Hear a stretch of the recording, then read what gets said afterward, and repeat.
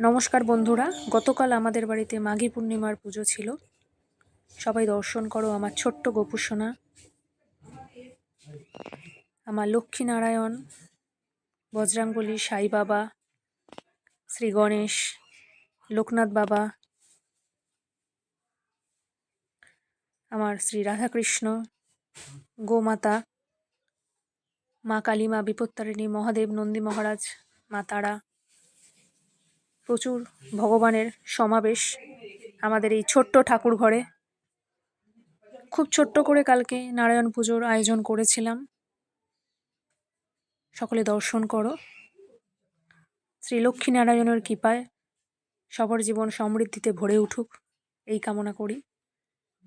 কেমন লাগলো আমার আজকের ভিডিও সবাই কমেন্ট করে জানিও। ভালো লাগলে লাইক আর শেয়ার করো। আবার দেখা হবে পরবর্তী ভিডিওতে। আজকে টাটা, জয়।